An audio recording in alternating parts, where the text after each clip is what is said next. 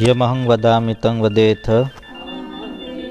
नमो तस्स भगवतो अरहतो सम्मा सम्बुद्धस्स।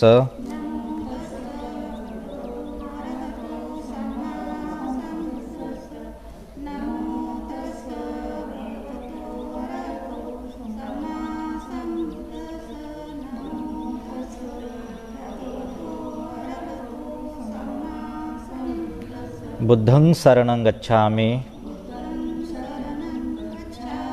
धम्मं शरणं गच्छामि,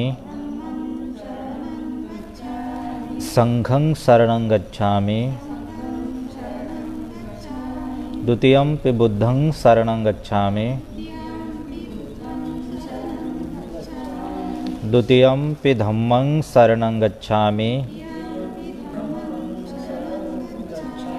द्वितीयंपि संघं शरणं गच्छामि, तृतीयंपि बुद्धं शरणं गच्छामि, तृतीयंपि धम्मं शरणं गच्छामि,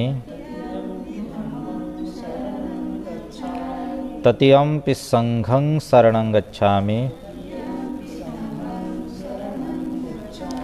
ते शरणागमनं संपूर्णं पानातिपाता वैरमणि सिक्खापदं समाधियामि।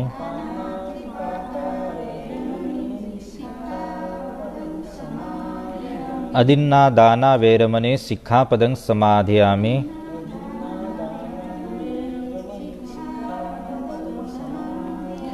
कामेष्मिच्छाचारा वैरमणि सिक्खापदं समाधियामि।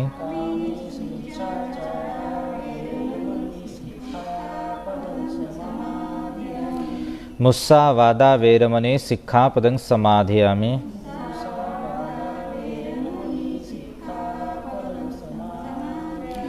सुरामेरय मज्जपमादठाना वैरमणि सिक्खापदं समाधियामि।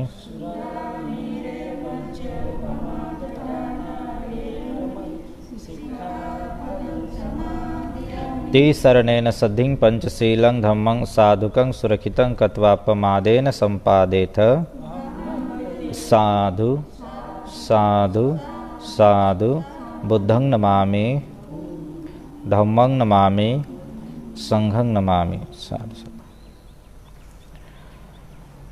श्रद्धावंत उपासिकांनो, आज आपण पतिपूजिका कुमारी वत्थू पाहणार आहोत. म्हणजे आपल्या पतीची पूजा करणारे स्त्रीविषयी आपण पाहणार आहोत.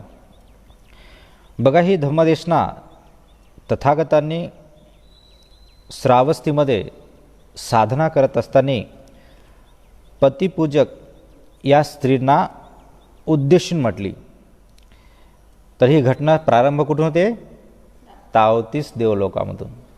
बुद्धाने ही देशना कुठं साधना कुठं करते? बुद्ध श्रावस्तीमध्ये. आणि हे पतिपूजिका होती. तर ही काय श्रावस्तीमध्ये. पण घटनाक्रम कुठून घेतला यांनी? बुद्धाने घटनाक्रम सुरुवात कुठून केली? तावतीस देवलोकाम. उद्देश त्या मुलीला केला, पण तिचं पूर्व कर्म कुठून सांगितले? बघ कुठून आली? तर ती तावतीस देवलोकातून आली. तर तिचा आरंभ सांगितला की बघा, तावतीस देवलोकामध्ये मलभारी नावाचा एक देवपुत्र आहे. त्याचं नाव काय? मलभारी.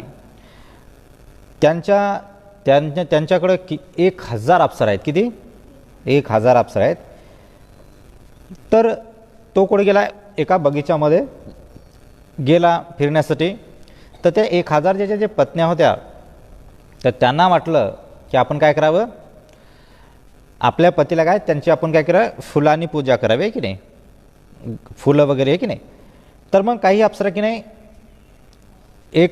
2-3 अप्सरा त्या झाडावर गेल्या फुलं पाडण्यासाठी, आणि बाकीच्या काय होत्या, फुलं वगैरे येत होत्या.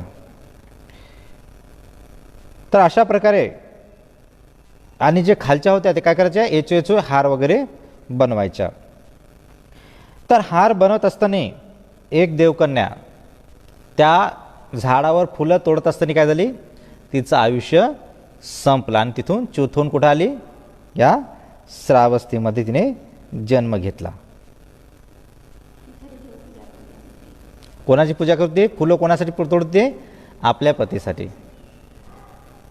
आणि ती फुलं तोडत असताना काय झाली, ती चूत झाली. आता त्या चूत झाल्यामुळे तिथून मरण पावल्याचं शरीर भेटत नाही. इथं लक्षात ठेवा, अंतर इथं डायरेक्ट.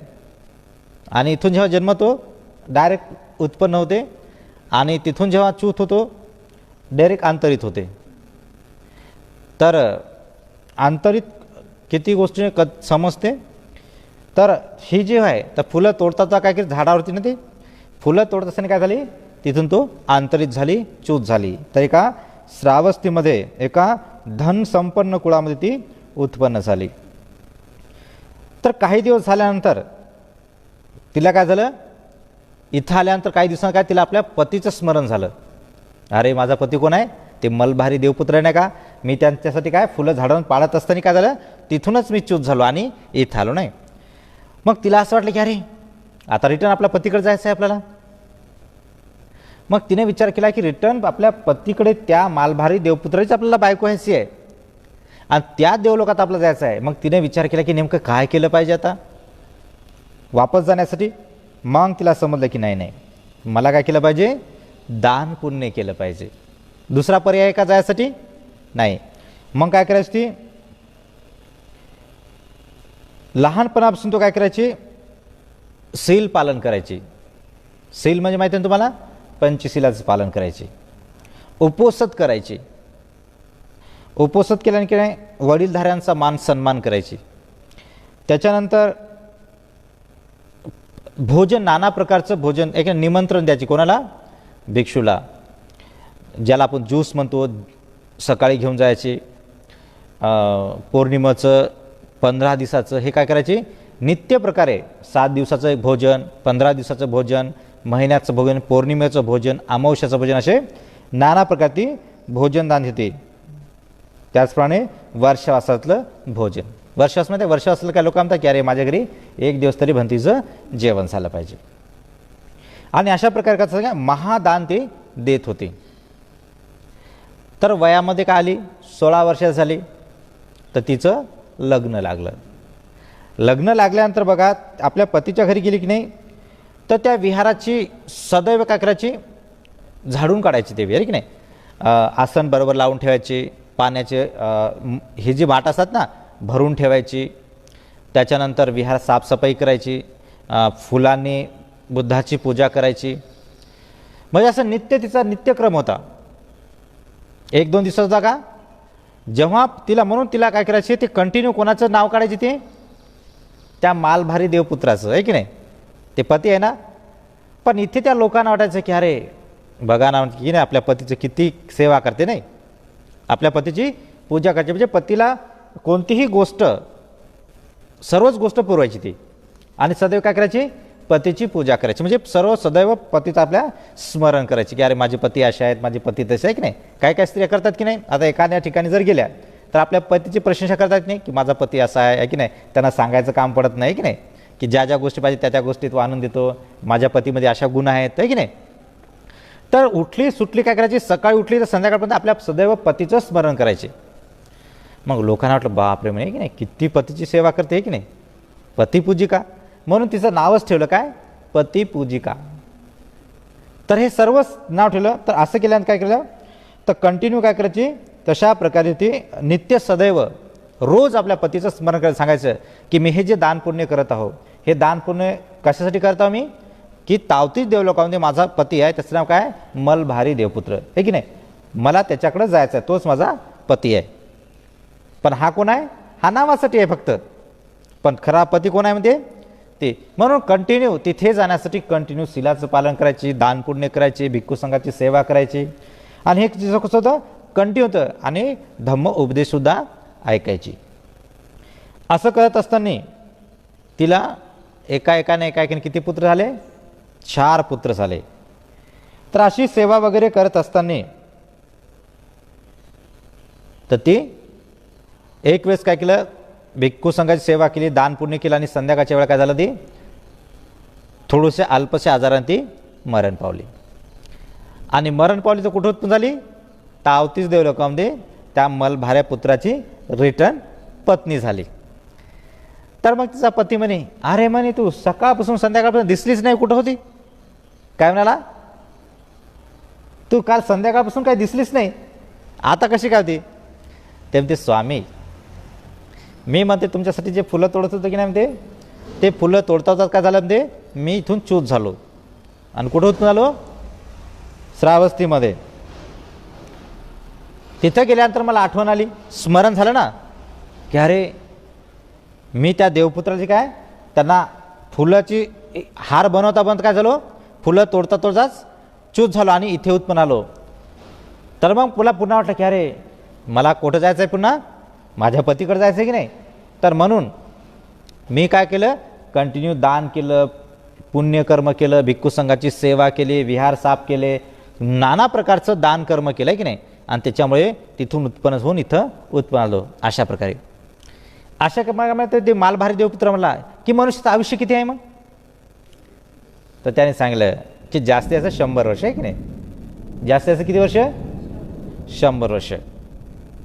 मग अशा प्रकारे ती म्हणाली की त्याने सांगितलं की अरे मग इतकं अल्प आयुष्य असून लोक दान पुण्य करतात की नाहीत. ते काय म्हणाला की अरे 100 वर्ष म्हणजे आपले किती, एक रात्र आणि 1 दिवसच की. मग 2 रात्र, 1 रात्र आणि 1 दिवसासाठी असताना ते लोक खूप उत्साह करतात का दान पुण्य करण्यासाठी? ते म्हणते स्वामी, तिथचे लोक लय आळसी आहेत. काय म्हणते? लय आळसी आहेत. विहार साफ करत नाहीत, भिक्खू संघाला श्रद्धायुक्त चित्ताने दान करत नाहीत, पंचशीलाचं पालन करत नाहीत, उपवासाचं पालन करत नाहीत, व मोठ्या लोकांचा मान सन्मान करत नाही की नाही, विहाराचं कोणतंही काम करत नाही. अशा प्रकारे म्हटल्यानंतर काय म्हणतात ते, अरे मग ते लोक किती आळसी आहेत. म्हणजे त्यांना एवढे समजा की अरे आपलं किती अल्प आयुष्य आहे की नाही, या अल्प आयुष्यामध्ये इतके खुश राहतात 5 कामगुणामध्ये. ते म्हणतात की स्वामी तुम्ही म्हणतात ते बरोबर आहे, पण मी तिथं आळस केला का? नाही केला. मी कंटिन्यू तुमचं माझं स्मरण होतं, आणि या स्मरणामुळे काय केलं, मी कंटिन्यू सदैव तुमची विसरलो नाही पाहिजे तुम्हाला, म्हणून काय करतो, वारंवार तुमचं स्मरण करतो. जी दान देताना समजा की अरे हे जे दान आहे, या दानाचं पुण्य मला कुठं नाही हो, हे दानाचं पुण्य माझ्या पतीकडे घेऊन जाऊ. मालभारी देवपुत्र आहे, त्याचीच मी पत्नी रिटर्न हो. तर अशा प्रकारे करते. तिथे असताना मी माझ्या काय केलं, पतीच्या घरी गेलो. पतीच्या घरी गेल्यानंतर काय केलं, मी 4 पुत्राला जन्म दिला. आणि तिथे सुद्धा काय केलं, सदैव दान पुण्यच करत राहिलो. आणि हे दान पुण्य करत असताना काय झालं, मी सदैव काय केलं, सदैव कुशल कर्मच केलेलं आहे. तर अशा प्रकारे ते म्हटल्यानंतर की लोक इतका आळस करतात का दान पुण्य करण्यासाठी? ते म्हणते होय. तर अशा प्रकारे म्हटल्यानंतर ते म्हणते की इथं काय कोणत्याही व्यक्ती काय चांगल्या प्रकारे आचरण सुद्धा करत नाही. तर ही गोष्ट पाहिल्यानंतर त्या मलभार देवपुत्र काय वेदना उत्पन्न झाल्या, दुःख झाले त्या लोकांना की नाही, किती आळसी लोक आहेत, किती प्रमाद करतात की नाही बा, यांच्याकडे यांना दुःखातून मुक्त होण्यासाठी किती संधी आहे की नाही. पण एवढी मोठी संधी, ते 100 वर्षाची किती लय वर्ष समजायले नाही. पण देवलोकाचे वर्ष किती आहेत, 1 दिवस 1 रात्रच. हे 100 वर्ष म्हणजे देवलोकाचे किती, 1 दिवस 1 रात्रच. इतकं कमी आयुष्य असून कसे काय लोक आळस करू शकतात, हे की नाही.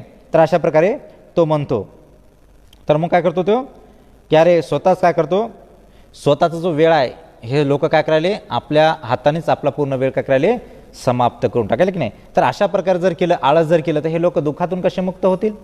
अशा प्रकारे तो चिंता वगैरे करू लागला.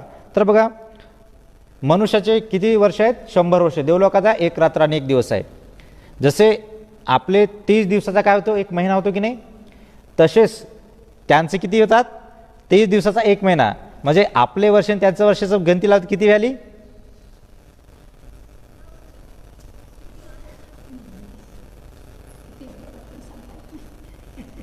त्यांचा किती, आपले मनुष्याचे 100 वर्ष आणि त्याचा किती, 1 रात्र 1 दिवस.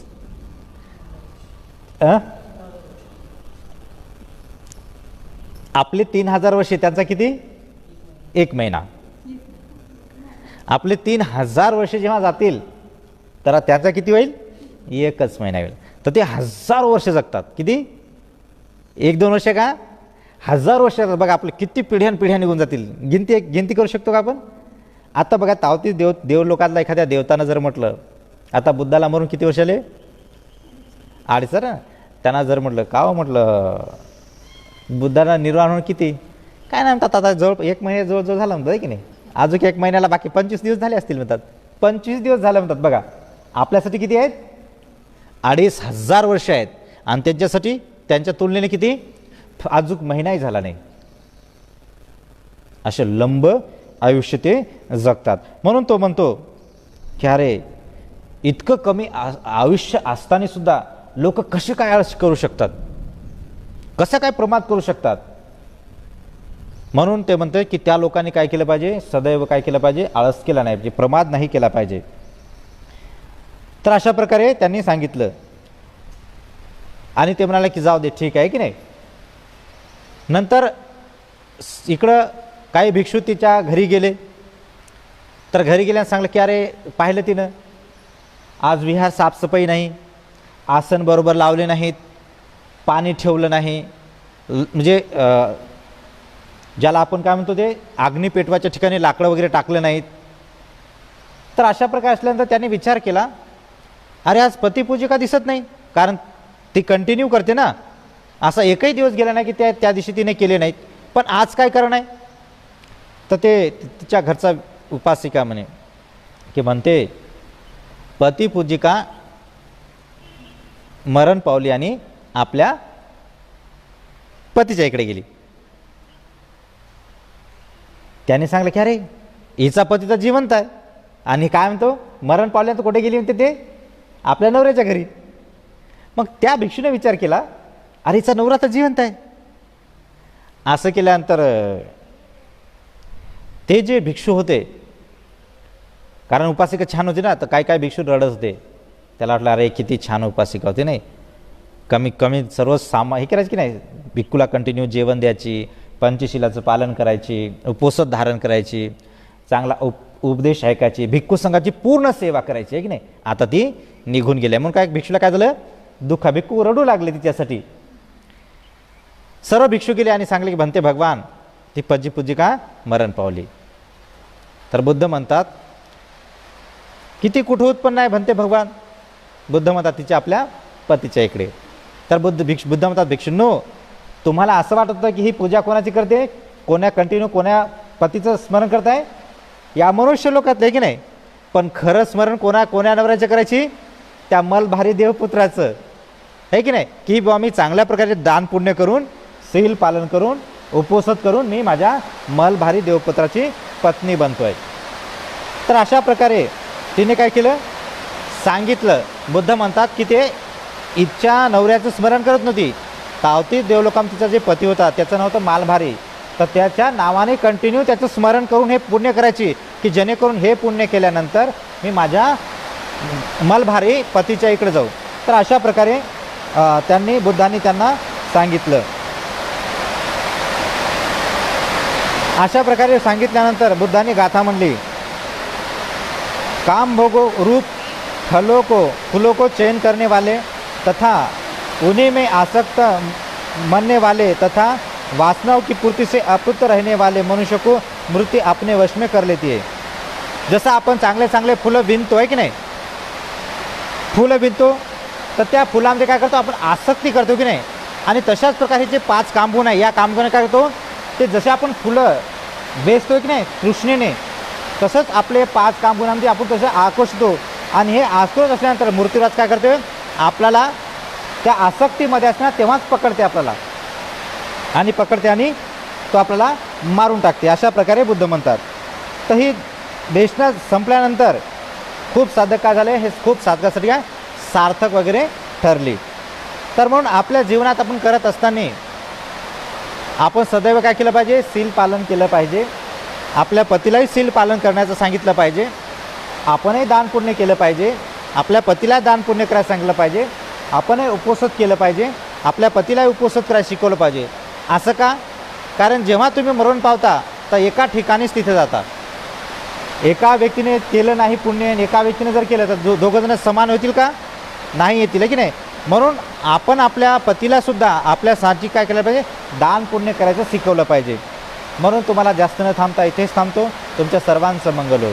साधू साधू साधू.